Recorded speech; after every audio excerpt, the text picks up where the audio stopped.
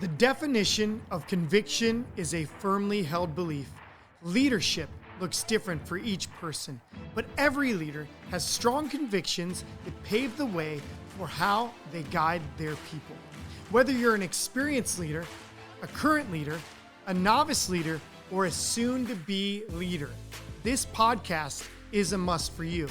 Through this show, you will hear leaders share their convictions, the struggles they face, and the challenges they have overcome by staying true to their convictions. Leadership can be hard and it can be lonely. I aim to connect you with leaders who have walked the journey and want to show others the way. This is Beau Vincent, and you're listening to The Conviction of a Leader.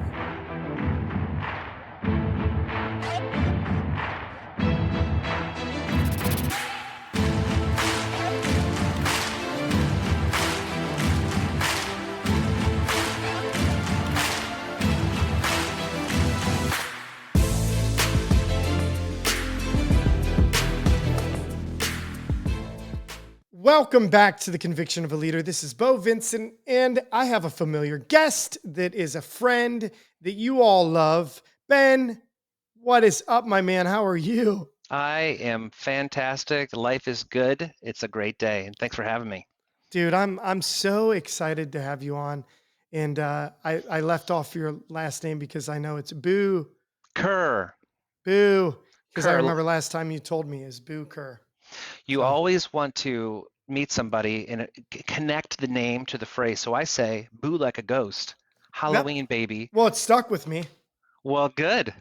It stuck with me, and I love it. So a lot of listeners, Ben, are probably wondering, what's Ben doing on here again? We love him, but they want to hear why you're here. And Ben and I, our conversations just flow so easily as friends. We're in the same industry. A lot of our beliefs line up too, and I think we encourage each other, but also we riff and have great conversations. And a lot of times I wish all of our conversations could be recorded, all of them, but maybe 1%, 99% of them be recorded so that we could put it out there. But Ben, today we're going to dive into some of the biggest, I guess, opportunities we see with agency owners and leaders across America.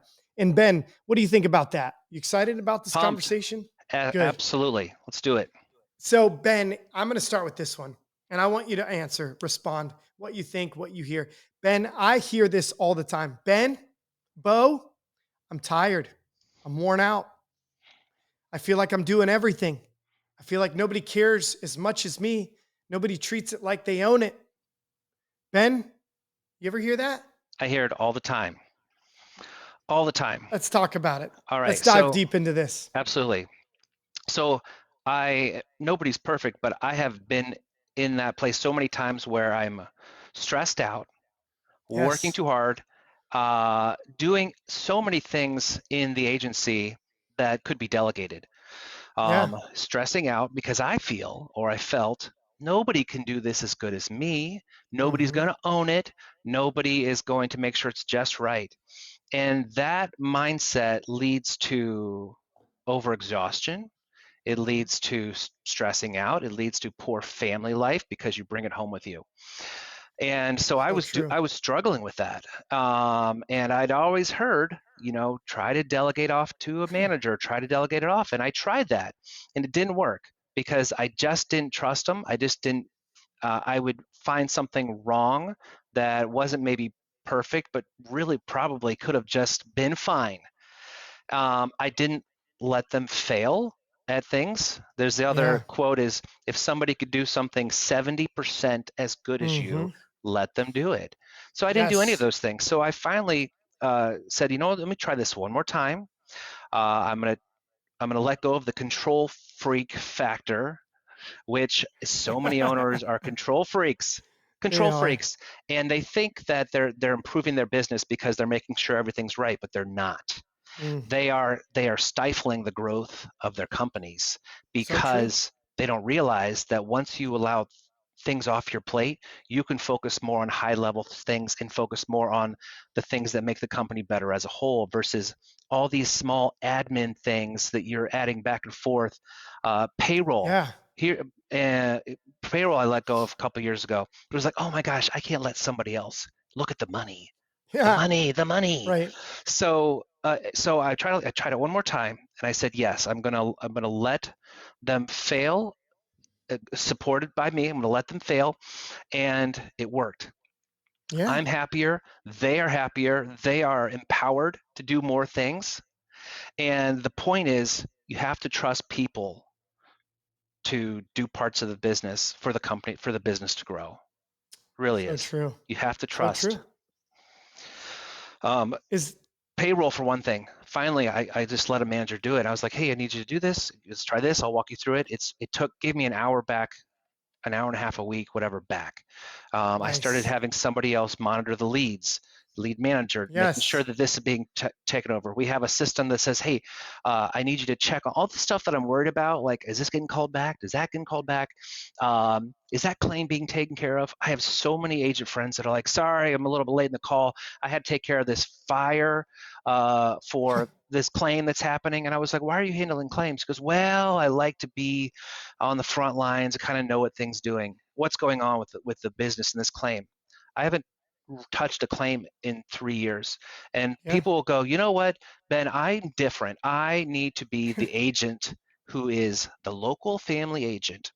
And I Mhm. have to be on the front lines, answering calls, this and that. And I will argue that you can give better service and have better processes with your customers if you train a team to do everything really well and get really good at that. Because I could be okay at claims, Absolutely. okay at marketing, okay at this. I'm better at being a business owner and empowering the team to get really good at Mhm. claims, team get really True. good at marketing.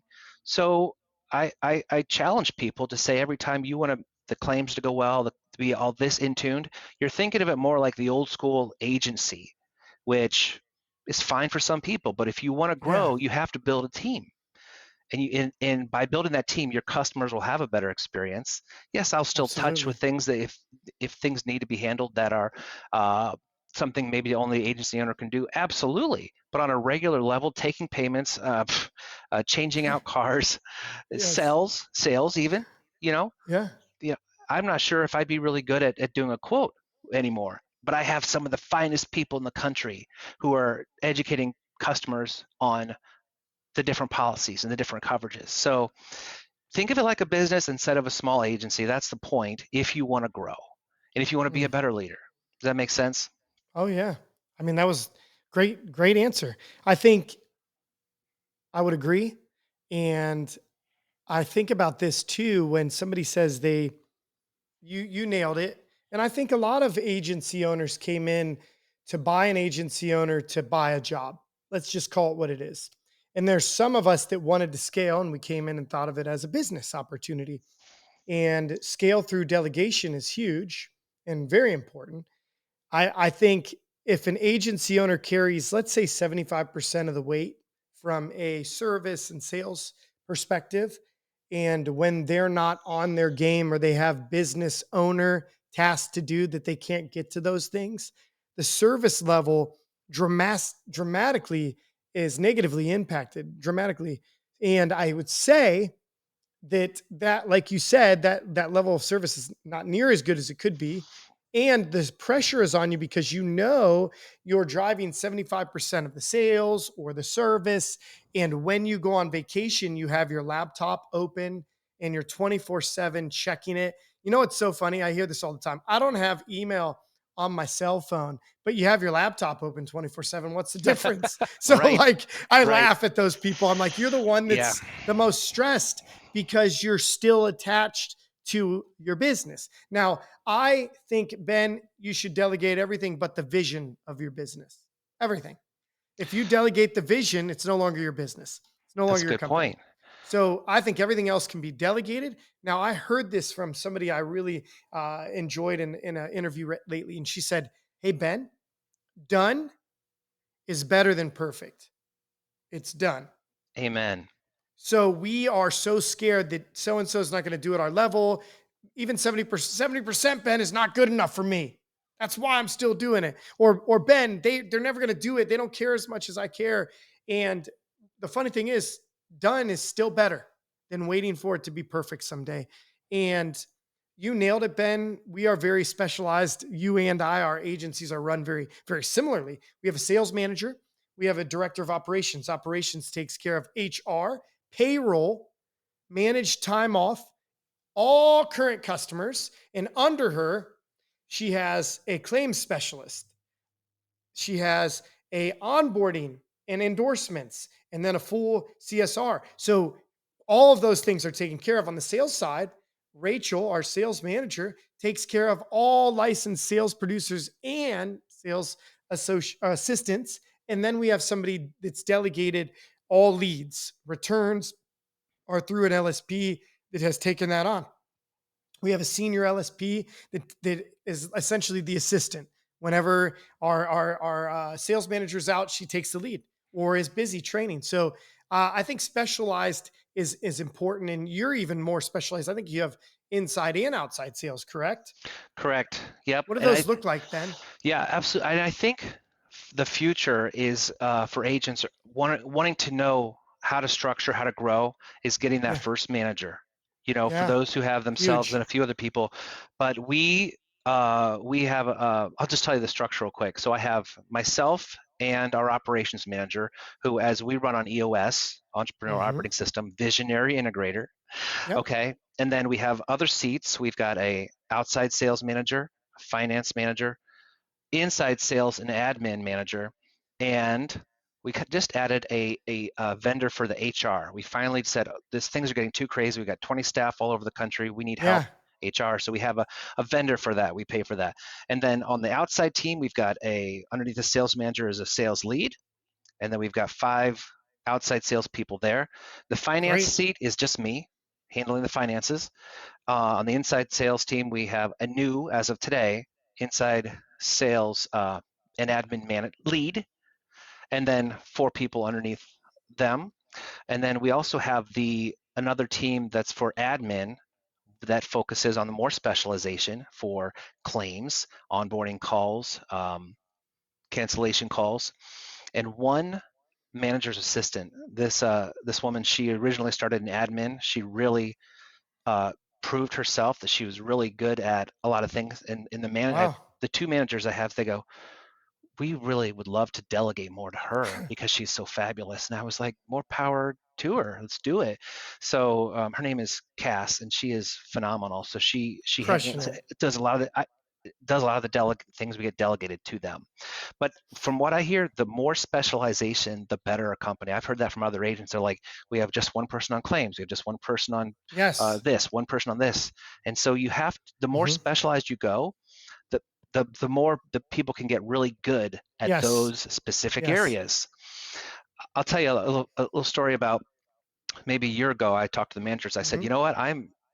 I was really thick in the weeds. Like I would guess this is a strung out. I would be like, oh my gosh, this is terrible. This is terrible." Like, "Ben, if you step back and trust us, we'll be better." And I have, although I'm not great at it, I have stepped out of the weeds a lot in the last year.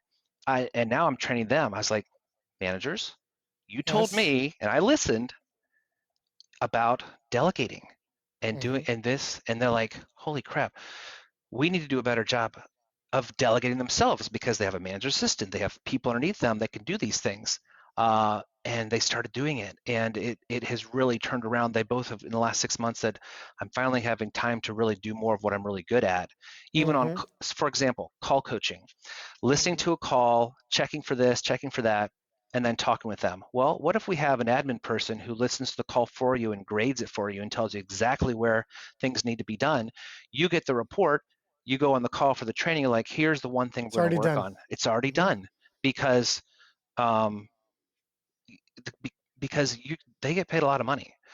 You should only be doing what only you can do. And if you're doing something Yes. admin that's a $10 an hour job, and you're getting paid $30 an hour, like, hey, Totally give agree. this to somebody who's making $10 an hour, $20 an hour, so that you could be more productive that way. Mm. Well, I realized I was getting so good at delegating Yeah. uh, that I was forgetting about what all this delegation was going to. and our operations manager who was going through overcapacity, all kinds of stuff. I would have an automatic rule for email for this, and I would send it Oh over yeah. there. And then I didn't realize because she's so invested in the business, she would basically say, uh, she would have trouble giving it to other people. She was like, I need to get this done because Ben has Yeah, delegated because this to he me. gave it to me. Yeah. So finally, I was like, we created a sales lead to help some of these emails that come in, like Ben, service request emails or text, whatever that I was just sending to her. No, no, no, no. This is going to go to our new service lead who's going to look at it and delegate it. The emails that come to our operations manager need to be high level and not just one more thing to delegate, one more thing to let's automate. Yeah.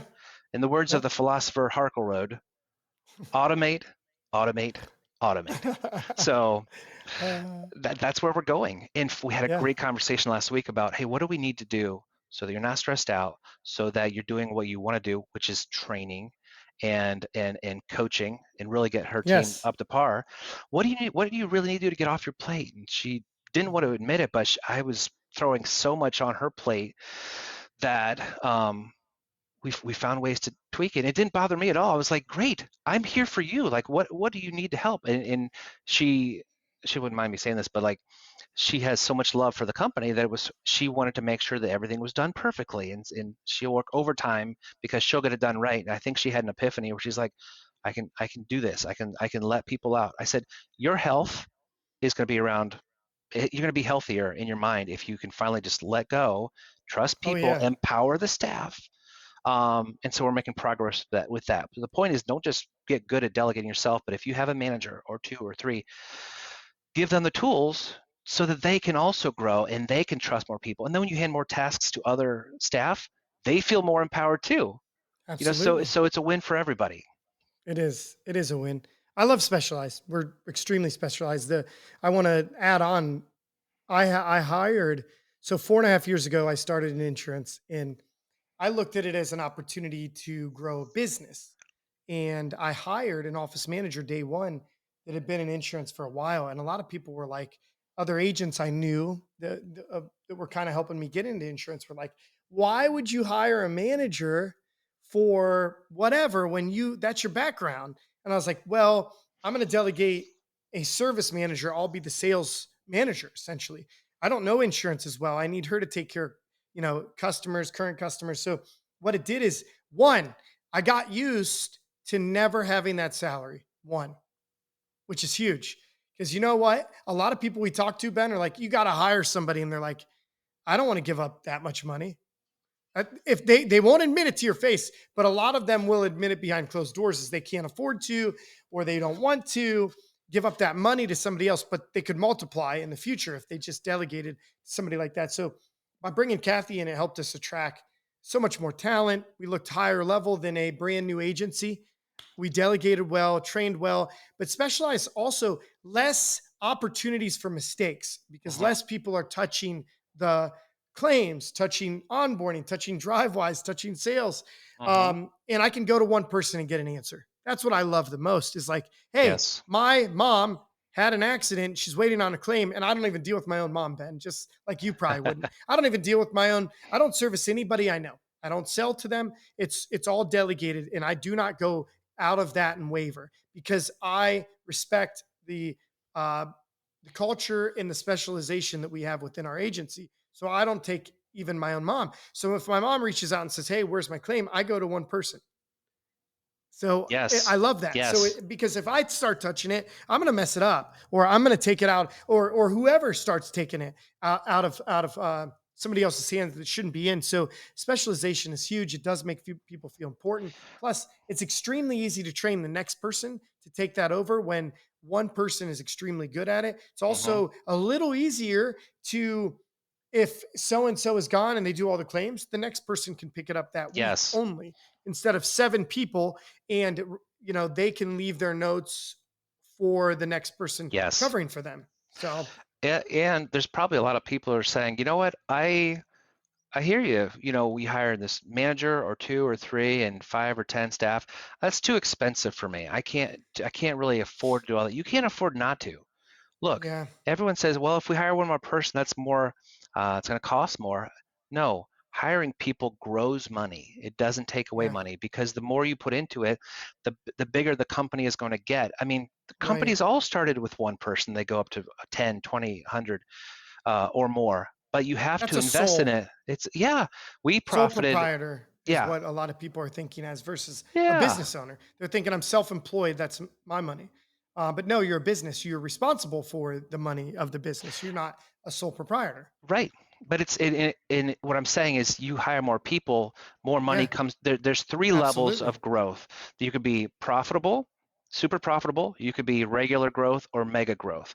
The super profitable are going to focus on 10 or 15 to 25% profit. The regular growth are going to be anywhere between 10 to 15% profit. Mega super growth, if you're really pushing it, it's going to be between 5% and negative 10%. You'll actually Most lose years. money Yep. in the years when you're really Yeah. really growing, but guess what? That comes back at renewals or other Oh yeah. renewals. So you're taking a risk by putting money forward. So we profited 11% last year. We're probably going to profit 3, maybe 4% this year because we've hired more people, we spent more on marketing, because it's about building out for the future. And so, and everyone's say, I want to profit a lot. Well, then Yeah. you could be in the profit phase, or you can go back and forth to the growth phase. It doesn't have to be So true. one or all. I know we have a mutual friend in Georgia who was a profit year. Last year was a growth year. And so, it's a combination of those, and not to be afraid of spending, having it be a mega growth year and having less profit. It's the long game, to be honest. Yeah.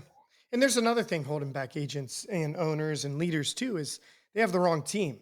So delegation to them is terrifying because they have the wrong team and they've dealt with the wrong team and they have their team holds the keys to the prison that the agency owner lives in and they're terrified to Hmm. turn over the keys or to try to take the keys back and to say, "Hey Ben, I need to hold you accountable." And Ben's like, blah, blah, blah, blah. You need me.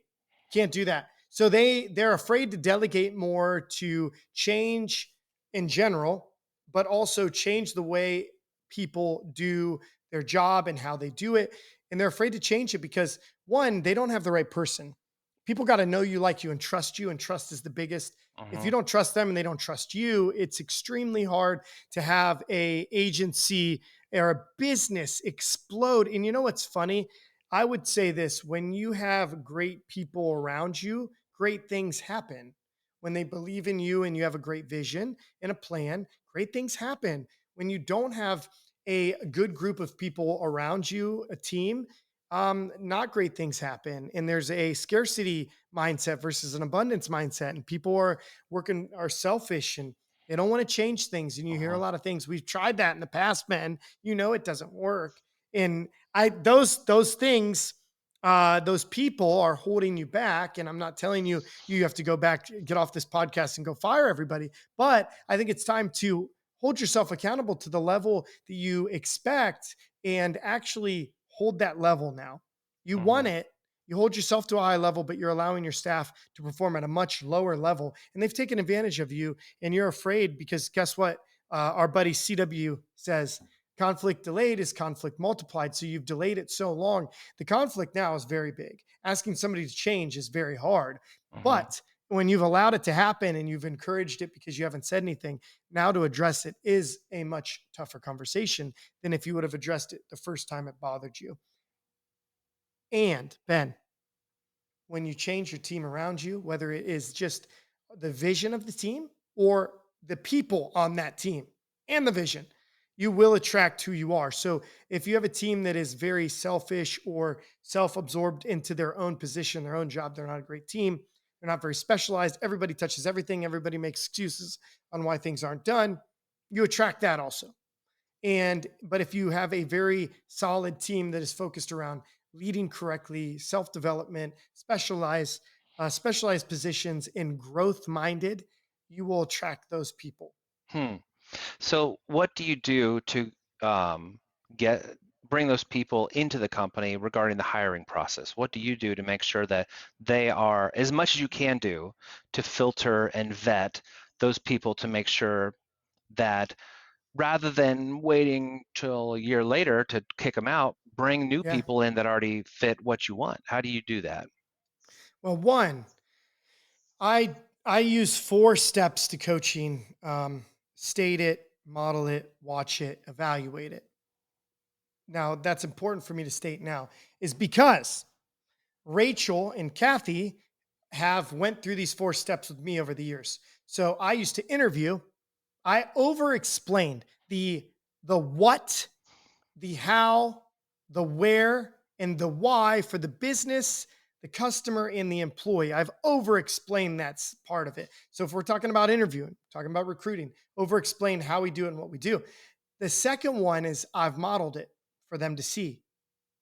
Then I watch them and then I evaluate them. So over the years, it's been as simple as paying attention to the person that fills up my cup of coffee at the coffee shop, to somebody that I interact with in town, to a customer on the phone, to whatever, paying attention to your surrounding and always thinking that person could be a great insurance asset, insurance, not asset, person, insurance teammate, team member. They could grow a career with us. So, one, and then teaching that. Two, I think, the most important part is that we have so many applicants all the time. We just do. And training Rachel and Kathy on the level of person that we're looking for that fits our culture. We love insurance. We love people more. How do you look for that? What questions do you ask? Do you dive deeper into the questions? So, Ben, one of the easiest questions I'll ever ask to a salesperson is this: do you like to sell? Do you like to sell? Hmm. Do you Yeah. still want to sell insurance? And then we dive into other things. But it's funny because if we don't ask that simple question, Ben, it's funny because there's so many people that hate sales and they stick in sales. I don't know why they hate it, or they don't have the correct leadership and development Hmm. to really be great at selling. So when we dive deep into the whys and somebody says, "Oh, I love asking this other question, Ben. What motivates you?" My favorite thing is that almost everybody says my family, almost everybody. And I'm Hmm. like, great. What motivates you about your family? and then Ben says, I want to provide for my kids at a high level. Great. What do you want to provide for them? When you achieved everything that you set out to provide for them? Now Hmm. what drives you? So now you've achieved your goal income. Are you done? You done trying to grow, trying to, like, what motivates you now? So just continuing to take one layer off and getting them to think, because they may not even know why they want to be a manager. They just may think, okay, at the end of the day, I just want more money so I can have more free time and I can spend more time with my family. Okay. So you just want to make more money. You don't actually want to lead people, right? So I think I love like diving into the Hmm. interview and teaching them to really scale layer off a layer off a layer. So many people have been trained on what to say, but they don't know why they're saying it. Hmm. They just don't. So getting them to really think about their why and explain their why doesn't mean I'm not going to hire them. I just want to hear the real truth deep down. What's the deep down? And then when you know somebody's desires and motivations, you can actually tell if they're going to fit your culture, because just because somebody on the surface seems to fit your culture doesn't mean they actually do. Right. So getting to the core of who they are is true. And then seeing if they will fit and attract into your cultures. And then, Ben, here's the other thing: we never hire. We're so proactive. We never hire when we need somebody. We hire all the time. We're always interviewing. We hire when we love somebody. We interview somebody, we're like, oh my God, we're so excited. I want to call Ben in Indiana and tell him how awesome this interview was today. That's when we hire. We don't hire when we need them. We hire when we think they're a good fit for our culture and we like them. We're compelled. When somebody compels us to hire them, we make a position. Like you said, they always provide value and Hmm. profit and grow. What do you think about all that? I That love was a it. lot. I, That was a I lot. love it. It reminds me of someone just told me this last week. I calculate or decide on how much I want to bring them during their interview is how quickly I want to get off the phone. Mm-hmm. If they're don't not enjoyable to speak with, or they can't carry a conversation well, that's how they're going to be with the customers. And you got to think, would I want to talk with this person on a regular basis? Like, I love talking with you. I could talk with you for days, and it's easy. So that would be an easy fit for to work together. But if somebody was like just really introverted, or nothing wrong with introverts, I'm a closeted one Right. myself, but there is there being able to just have some spirited conversation is really a good way to reflect how they're going to do at your agency, Yeah. for sure. Somebody that so Ben, I want to add on to that because I love what you just said. When you enjoy speaking to somebody, it's typically because it gets above surface level. You know, it's not like how's the weather out there? That's not enjoyable. It really isn't. It's when you start to build rapport, when you get Yes. past the I now know you, deciding if I like you, and there's a little bit of trust or vulnerability, they've got you to open up. They're sharing about their family, about what they do, and you're like, I like this person. So when you find value and excitement in what they're saying and you want to stick around for conversations, it's because there's a level of connectedness or Yep. rapport building that has went much deeper. And if that level, you can get to that level with your customers and clients that you're speaking to, you're going to have a much better chance of one, looking at them as a relationship versus a transaction, and two, making a sale, making a new customer. So I love like when somebody gets me so excited to speak, and it's typically around they're saying what I want them to say or excited about them to say, or we're getting on to a personal level, and I can actually see, wow, they are going to work with our culture. I'm excited about this. Tell me more. You know, I want to hear about, oh, you have three sons. I have three sons. That's crazy. So, or, oh, you have one son and he plays baseball. Like, or, oh, I don't have a daughter, but I have a bunch of nieces. So, are you finding things to connect on? And I think through the connectedness, you start to build trust. So, pretty exciting. It is. Absolutely. Yeah. I love that. So, yes, you asked about how do we attract people? How do we hire them and find them? So, we do use a multitude of, LinkedIn, Facebook, Indeed, and Ideal Traits. We use them all, and we have more than enough leads and people that come in. And then I still get referrals from my staff. I still meet people local. So even though we're remote, I'm always on the lookout because one, I believe as a leader, I've talked about this before. One of my strongest convictions is to help other people become greater leaders than I and help them grow their career and be the person that I always wanted, Mm. especially to somebody who's newer in their career. So that finding somebody like that is a sponge just excites me. And I just want to pour into the sponge. And the sponge starts to get dry, pour back into it. So I get excited about that. But when you find, these avenues that'll bring in people, they need to treat their applicants like a lead, Ben. How fast do you get to a lead, Ben? Quickly, very quickly. What happens if you wait to get to a lead? Uh, the lead could have much less interest. The lead could be sold by somebody else. Okay. Are your best applicants that apply to you going to probably have an interview with somebody else who's going to see them as high level also? Absolutely. So if you wait, you're waiting and you're going to miss. It's like a Yeah. fruit or a vegetable on the counter. The longer it sits there, the more likely it is to rot and get bad and old. And somebody else, if you eat it. So if I see a banana that I want to eat and I pick it up, I eat it. Mm-hmm. Now, here is a number one mistake, Ben, I see. Mm, I love saying it too. Okay, listen up, everybody. When you meet the Ben Bucher, you love him, and you're like, Ben, let's negotiate today.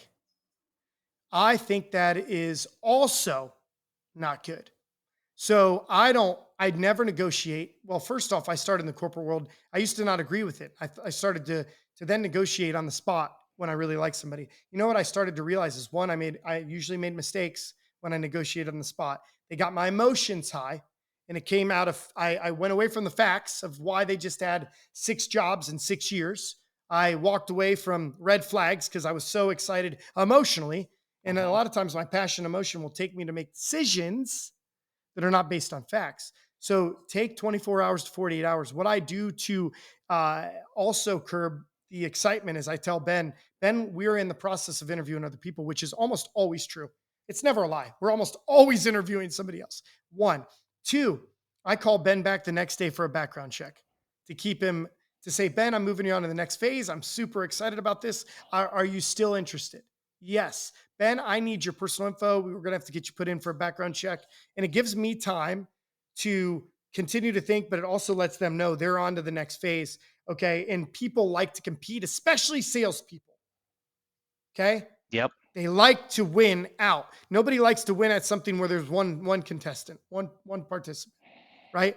People don't play team sports so Yep. they can only play against themselves.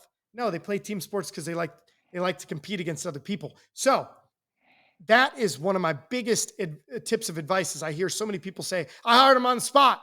And it's like, oh, okay, well, let's see if they're there in 6 months. Because typically, one or the other side, too, Ben, if I'm the applicant and you're interviewing me and you offer me on the spot, you seem desperate. Yep, One. exactly. Two, I also think, how much are you going to put on my plate? And I'm not your savior, Ben. I'm not your savior, but I will work hard. But I would be a little stressed out from the maturity level that I'm at today if somebody interviewed me on the spot, offered me on the spot, gave me every dime I wanted on the spot. That would almost be a little scary. Like, this job must suck. People must quit. It must be really hard. I must be taking a lot of people's responsibilities. So, Ben, those are some tips too of how we attract people that fit our business. And then when we call them back, it's like, hey, Ben, you still love insurance, but you love people more? Or do you want to start to love insurance and love people more and get them excited and make the offer? Ben, guess what? We're going to extend an offer to you to work on our team. It's exciting. You make it a big deal. This is a big deal, Ben. Yeah, A big absolutely. deal.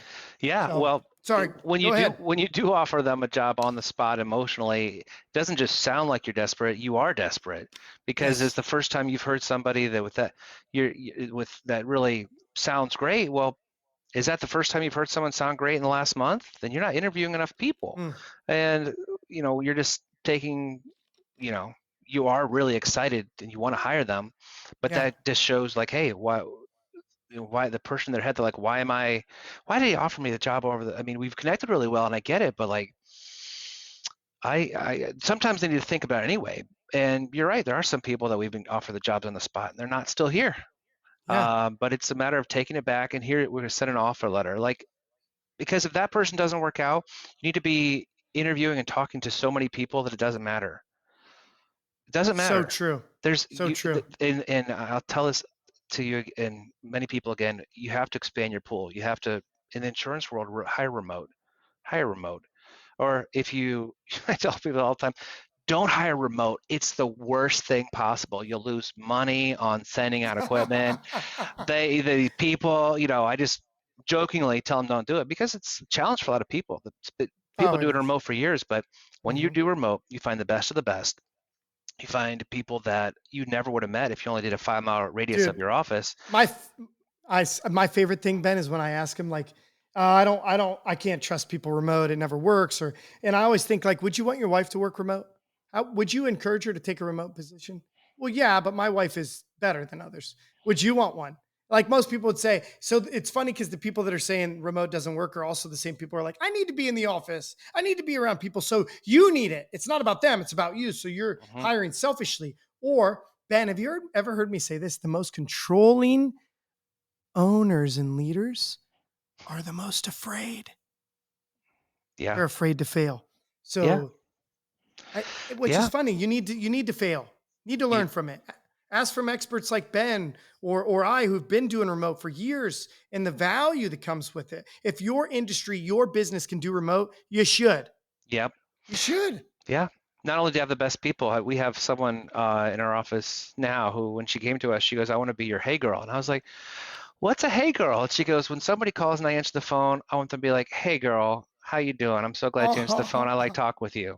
Uh, that's awesome. and just because they're not in Indiana, they're maybe in Ohio or another state. Like, Mhm. they're not selling well, we are selling in Ohio, but we're not selling like in Maine, Yes. Florida, all these other states they're in. They're only focusing on Indiana and Ohio, and they're only focusing on our customers. And when people realize that, and my friends and family are like, I think I talked to this person or that person. They said they're in Iowa. I was like, yeah, they are. Yes, I know who that is. I know who that guy is. That's definitely. It's just Yeah. great. Yeah. So goes. I Yep. thought it's funny because we connect. 'Cause I'm going to Davenport next week and blah blah blah. And that they thought that's cool because these people are so good at their jobs and they have had insurance experience many times that why, if I'm trying to grow my business, would I not find some of the best in the country? Why Yeah. would I not do that? So true. So it's worked out well for us. I encourage anyone else to do it. There's so many people who are So many people out there. looking and also have come Hmm. from terrible cultured agencies Yes. that it's not really fair to them to be stuck at the office down the street or whatever. If there's other opportunities out there that can provide for them more support, more training, um, people that actually care about them, and the tell you what, right now, the people that work for office, I mean, ridiculously good energy, Mm-hmm. ridiculously good teamwork. I mean, it's really fantastic. They just Mm. they support each other, they care about each other, take care of each other. We joke around all the time. One of them is a new person said, one thing I'm excited about today is I've got a date this weekend. And so some of the other ladies are like, well, what happened? How'd you, she goes, "Well, should I just carry my Zoom on my phone? Y'all could be a part of it, because, they're like, we're all going to ask. Yes. Um, but that's part of it. Yeah.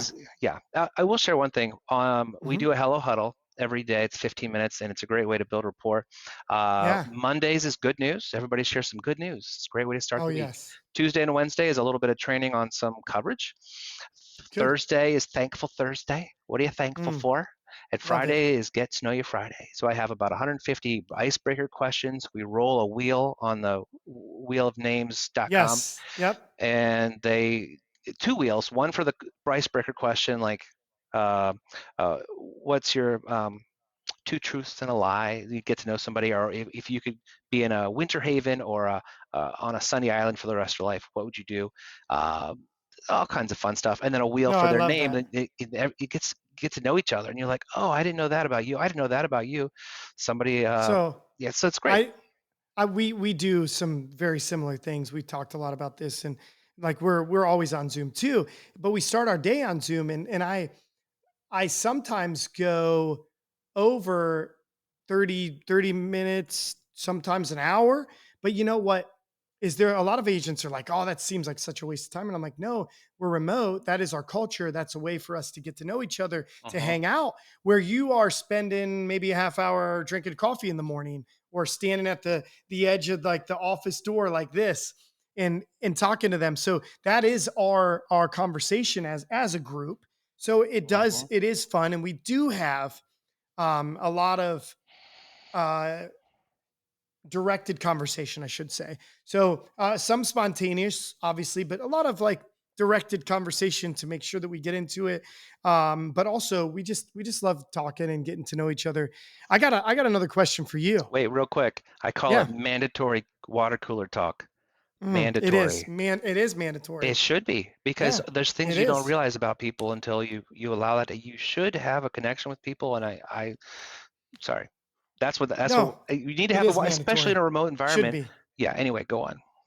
So I got another one for you. So one of the biggest things that I hear too is that people don't tell their leaders the truth. They don't. So what I mean by that is there's a lot of leaders that I work with who are blown away or surprised when so and so quit and they either blamed the manager, the owner, the culture. They were surprised. They're like, I thought everything was okay. So what do you think about that? Let's talk a little bit more about that. What advice do you Sure. have? I have some advice to add, but I want you to start out. Absolutely. In the words of the philosopher Swift, Hmm. I'm the problem, it's me.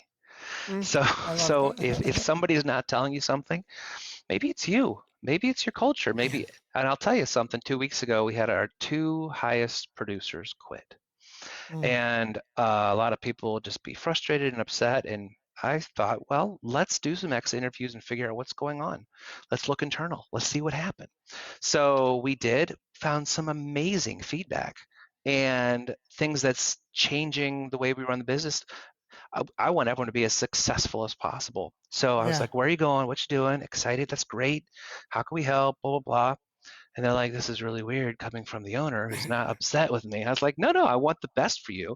So they got to say, hey, I would like a little more support. I wish I would have had more support here, more training here, and better one-on-ones. And I was like, fantastic. So I had a recap with the managers afterwards. We need to work better on the structure of our training, the structure of our one-on-ones, perhaps implementing continuous improvement initiatives, which is something I got from another sales coach locally. Is like, hey, focus one thing at a time. Here's your initiative for this week or for this month. It's going to be on this problem you're having trouble with, or this, and Hmm. then the structure of a one-on-one, the structure of this and that. And I was like, that's going to be our change. We're going to have a That's better huge. structure in Yeah. our training.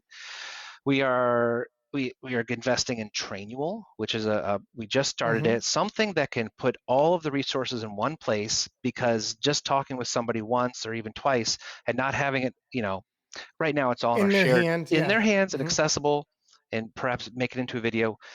But learning that from the exit interviews was like, okay, we could have been better. We could have done something. We could, and we will, now that we know that, having that communication. So, and one of them was like, I think this is more like a pause on my employment. I would really like to come back if this doesn't work out. I love you guys. I was like, what's wrong with us? What's wrong with us? They're like, nothing. Nothing. Just this or that or something small. It's just, I need to try. I need to go take this opportunity here. Um, Yeah. I was like, I fantastic. The door's I wide love open. that. Come on back. So so that's huge, and I think there's some other advice too that I have for people that I've spoke to too. Is one, give your team the permission to tell you the truth. You would Mm, think that that's just given, but it's not. They didn't work for you forever. They didn't have the same family dynamics you had. They aren't used to telling people the truth when it hurts, hmm the truth when it's disagreeing, when it goes against what you want. So I we have this little saying that I've had for most of my career: reprimand in private, praise in public. How I teach the team, Ben, if you work for me, I teach you, Ben, I will never reprimand you in public. And if I do, I will immediately apologize. But my goal is to never do that. I believe all reprimanding should be done one-on-one and in private. I believe I should try to find the time to praise you in public, though. Now, how does that relate back to you as a team member, Ben? When you do not agree or disagree with something that I have, I would prefer that you don't argue and embarrass me and raise your voice in front of others. But I would encourage you 100% to call me, email me, and let's get on the phone. Let's have a Zoom. But I want to hear from you because, Ben, if I tell you you can't tell me the truth, then I'm asking you to lie to me. And that's not what I want. I want you to tell me the truth so I know the truth so I can fix it. I can never fix something that I don't know is not like if you say, oh, that's a great process, and then you go tell Johnny, oh my God, that process is so dumb.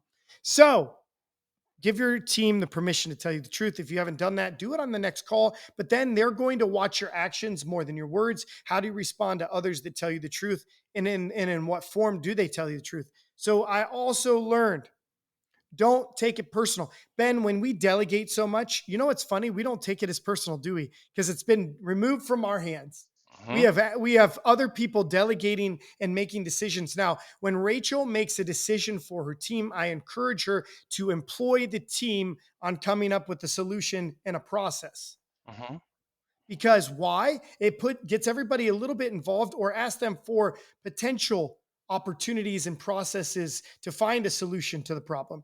Doesn't mean they have to figure out the whole thing, but I would ask them some questions or ideas to hear because one, they know they matter. Two, if they're a little bit a part of the solution, they'll probably embrace the process at a much higher level. So when they do come to us, Ben, we're typically the nice guy. Have you noticed? Like I can fire somebody, but it's kind of like, oh, you broke a process, you did this, did that. But I don't even fire. I don't do annual reviews anymore. That's on the manager that directly leads them now. But I will sit in on these. I will back up. We never do reprimanding or tough conversations one on one. So we always have two people or at least three people in those conversations. But it's cool because because of them. I'm not saying that they're the bad guys, but it's helped me be Mr. Nice Guy. I do the hiring. I do some of the pay raises. I will check in on an employee for no reason. Hey Ben, how are you? It's been a minute since I heard from you. I just want to check in with you. Most of my training topics are done in group forms, settings, and with leading my leaders. And then I'll do some one-on-ones throughout but they're usually spontaneous at this point with the staff because I want them to know it's genuine. I'm genuinely calling you to see how are you. Just want to talk to you. So Ben, what else you got for that? Well, good point. So you're right. Delegating out different projects and different different things. Like, for example, this trainual thing. If I'm going to go do this, in my mind, taking all of our SOPs from wherever it's at Google Drive and putting here, it's a headache. The managers are pushing it back against because a big project they have to do. And I was like, wait a minute. I'm sure we have 1, 2, or 3 people that are on the team that would just love to take our processes and transfer them and make them better. Oh yeah. I know they would. And would they do it better? Yeah, they probably would do it better than I could do it, or the managers, but they would take ownership. And I think that would be a fabulous way to empower them. Uh, if somebody has a disagreement that's fine. And it's okay to disagree in a Zoom meeting, respectfully to Oh disagree. You yes. just want to make Yes. sure you have that's done respectfully and that it can be out in the open. Just nothing's, in a negative tone or toxic way. But when you It's do, never fun to fight or watch right? other people argue Yes. aggressively, especially. Uh-huh. But if discussion has already been made and it's something that a manager wants to roll out, disagree and commit. Mm. Disagree and commit. I don't think this is going to work out. I don't see how this is going to work out, but you're passionate enough about it that you have faith in it. I don't agree with it, but I'm going to commit to it and I'm going to be supportive in that direction. Managers to Yes, bosses to leaders, leaders to managers to staff, like it's okay to disagree and then commit to it. Like I agree. I've done that for my managers. Like they don't agree with this process or that process. We've discussed it for a year sometimes before they'll commit to it, and then they realize that eventually it'll grow on them. They can see how it can work. And same thing, if they have an idea about this, and I don't think that's going to work, guys, because of this, this, and this. So like, if you can just trust us and we'll handle Yes. this. Okay, I disagree, but I'm going to commit and I'm going to be supportive of that. You want to do Mm, this? I disagree, but I'm going to commit to it and I'm going to give you my full support. That's I love that. empowering. That's empowering people, and it helps the business. Because guess what? I don't know everything. I don't know a lot of stuff, but I know how smart and how bright the team is, and to not take advantage of that would be silly. Oh yeah, so true. So Ben, in the future, for you and I think it would be really fun to start to maybe we start another avenue, but I think it'd be really fun to address some of the biggest hiccups or challenges for business owners, leaders, insurance agents, potentially.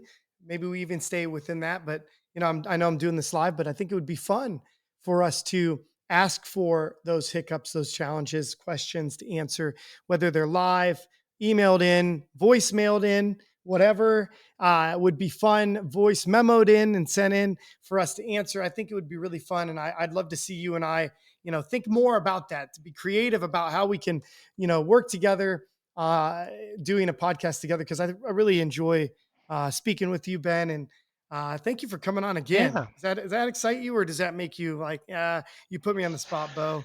I'm pretty busy for the rest of my life, so I don't think it's gonna work Uh, out.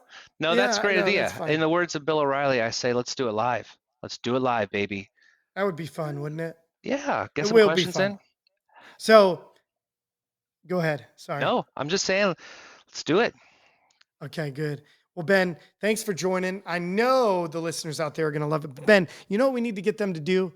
We need all listeners to turn on the auto download for Spotify, for Apple, wherever you listen. Subscribe on YouTube if you watch it on YouTube, please. And just share the podcast with all your friends, family members, coworkers, teammates, all of them. Share it. If you love hearing from Ben, let me know, because I know Ben loves hearing from you and I love hearing from Ben. So, Ben, thank you for joining the Conviction of a Leader. It's been a pleasure. 2 times in 1 season, never been done. I'm happy to be here, brother, and happy to do it again. Good. Well, hey, man, I hope you have a blessed day. Talk to you soon. You too. Later. Bye bye. All right.